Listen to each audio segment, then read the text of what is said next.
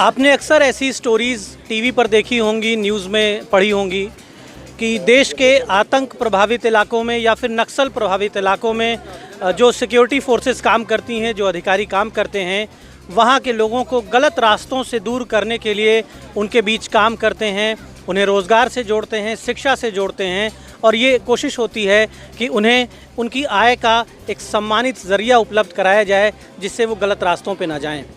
उत्तर प्रदेश में बाराबंकी जनपद का ये चैनपुरवा गांव है जो कि घाघरा नदी के किनारे स्थित है। जिला मुख्यालय से लगभग 60 किलोमीटर दूर स्थित है और आसपास गोंडा और बहराइच जनपद की सीमाएं भी लगती हैं। ये वो गांव है जहां पहुंचने में काफ़ी वक्त लगता है और बहुत दूर होने की वजह से यहां पर अवैध शराब का कारोबार कई दशकों से फल फूल रहा था।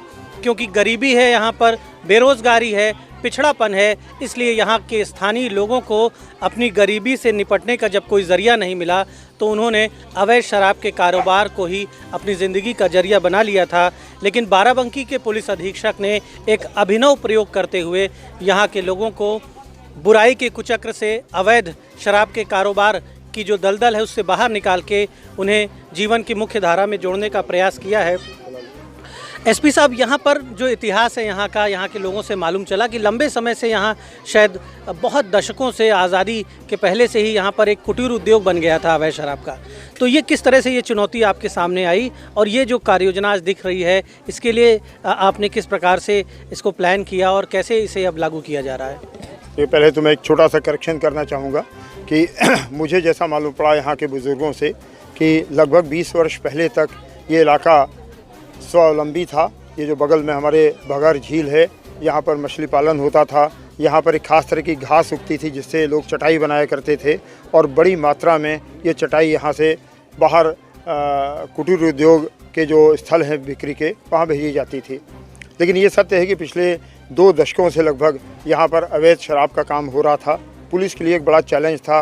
रामनगर पुलिस जो यहाँ का स्थानीय थाना है वो बराबर हफ्ते में 1 बार, हफ्ते में 2 बार यहाँ दबिश देती थी। जो कच्ची लहन होती है, बनी हुई शराब होती है, उसको बरामद करती थी, यहाँ के लोगों को गिरफ्तार करती थी और यहाँ एक भय का वातावरण बना रहता था। मुझे जब ये बात मालूम हुई तो मैंने अपने स्थानीय अधिकारियों से, जिसमें हमारे circle officer Ramnagar, inspector Ramnagar और यहाँ जो पूर्वाधिकारी रामनगर इंस्पेक्टर थे श्री संजय मौर्य, उनका बड़ा योगदान रहा। उन्होंने इस इलाके का सर्वे किया और एक बड़ा मानवीय दृष्टिकोण अपनाते हुए मेरे जो मान्यताएँ थी उसका साथ दिया और यहाँ हम लोगों ने एक पहल करने की कोशिश की कि हम यहाँ के लोगों में एक आमूल परिवर्तन लाएं, उनको ये बताएं कि वो क्या कर सकते हैं, उनमें कितनी ताकत है, क्यों अपनी ताकत को इस दलदल में खड़े होकर नष्ट कर रहे हैं। और इनसे जो पहला संवाद हमारा 3 हफ्ते पहले हुआ, एक स्कूल में एक चौपाल लगाई, पुलिस की चौपाल लगाई और इसका नाम हम लोगों ने बहुत सोच समझ कर दिया, मिशन कायाकल्प। हम चाहते हैं कि यहाँ के गाँव की सूरत और सीरत दोनों बदल जाए और ये तभी संभव है जब ये लोग खुद आगे आएंगे। इनको लगेगा कि हाँ, एक ईमानदारी के साथ एक प्रयास किया जा रहा है सरकारी व्यवस्था द्वारा या बाराबंकी पुलिस द्वारा, तो निश्चित रूप से यहाँ परिवर्तन होगा।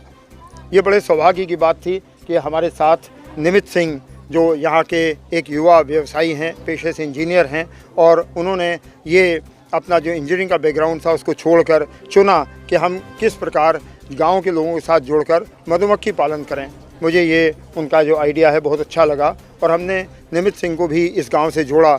वो हमसे ज़्यादा यहाँ पर समय देते हैं, मेहनत करते हैं और उसके बाद उन्होंने यहाँ पर बेसिक ट्रेनिंग दी, यहाँ स्वयं सहायता समूह बनाया और उनके साथ मिलकर हम लोग ये काम यहाँ कर रहे हैं। यहाँ पर 10 महिलाओं को हमने मधुमक्खी पालन का प्रशिक्षण उनके माध्यम से दिलवाया और आज पहला दिन है जब यहाँ की महिलाओं को मोमबत्ती बनाना सिखाया जा रहा है। और मुझे ये जानकर कि ये देखकर भी बड़ी खुशी हो रही है कि मुश्किल से 4 घंटे की प्रैक्टिस के बाद ये बहुत अच्छी मोमबत्तियाँ बना रही हैं। और यहाँ पर आज कार्यक्रम में जो तमाम सम्मानित लोग आए थे लखनऊ से या बाराबंकी से, उन्होंने भी आश्वासन दिया कि इनको मार्केट की दिक्कत नहीं होगी। अगर इनका उत्पाद है, कुटीर उद्योग का उत्पाद है, तो उनको सही दामों पर पर्याप्त मार्केट मिलेगा, उसकी कोई दिक्कत नहीं होगी। मैं ये भी बताना चाहता हूँ कि इस गाँव के बारे में जब मैंने जिलाधिकारी और सीडीओ से चर्चा की, जो दोनों ही अधिकारी बड़ी नई सोच रखते हैं, बहुत कर्मठ हैं और इस जनपद के विकास के लिए सतत प्रयत्नशील हैं। जैसे ही उनको ये बात बताई तो पहला काम उन्होंने किया कि यहाँ के 2 गाँव को स्मार्ट विलेज के रूप में चिन्हित कर लिया। इसका परिणाम ये होगा कि जो सरकारी योजनाएं हैं 20 से 25 योजनाएं हैं वो स्वतः इनके दरवाजे पर आएंगी। जो इनको सरकारी योजनाओं का लाभ नहीं मिल रहा है, एग्जिस्टिंग योजनाओं का वो लाभ मिलेगा। ये अगर कोई उद्योग करना चाहते हैं, स्वावलंबी बनाने के लिए इनको धन की आवश्यकता है, तो वो पैसा इनको मिलेगा। इनके इलाके में जो स्कूल है उसका भी कायाकल्प होगा, नए सिरे से वो स्कूल पर काम शुरू हो जाएगा। और तमाम योजनाएं, एक नहीं, मधुमक्खी पालन या जो इसका ये बनाने का है, मोमबत्ती बनाने का है, ये तो बड़ी छोटी सी बात है। इसके अलावा सैकड़ों ऐसी संभावनाएं हैं जो यहाँ आएंगी और इन लोगों का विकास करेंगी। कप्तान साहब, निसंदेह एक बड़ा विषय है, क्योंकि ये कहा जाता है कि कई बार गरीबी के चलते कोई विकल्प न होने की वजह से लोग गुमराह हो जाते हैं और अपराध की ओर बढ़ जाते हैं। और आपने एक यहाँ पर वेलफेयर पुलिसिंग देने का प्रयास किया है, अपने लोगों के सहयोग से लोगों को एक ज़रिया देने का प्रयास किया है। जिला प्रशासन को भी आप इसमें इन्वॉल्व करने की कोशिश कर रहे हैं, डीएम और सीडीओ को। तो यहाँ के लोगों को जब एक जीवन स्तर बेहतर मिल जाएगा तो निसंदेह वो देश की अर्थव्यवस्था में भी योगदान देंगे और उनका भी जीवन बेहतर होगा, उनके बच्चों का भी बेहतर होगा। इस तरह की समस्याएं और भी गाँव में हैं। एक पुलिस अधिकारी के रूप में सरकार को क्या सुझाव आप देना चाहेंगे? क्योंकि पुलिस जब अपराध बढ़ता है तो सबसे ज़्यादा प्रेशर पुलिस के ऊपर आता है, पुलिस झेलती है और अपने ही देश के नागरिकों को हम जेल में भेजते हैं, उनका भी समय खराब होता है। यदि उन्हें वैकल्पिक व्यवस्थाएं मिलें जीवन को सही दिशा में ले जाने की, तो शायद एक बड़ी समस्या पूरे देश में दूर हो सकती है। आप बिल्कुल ठीक कह रहे हैं।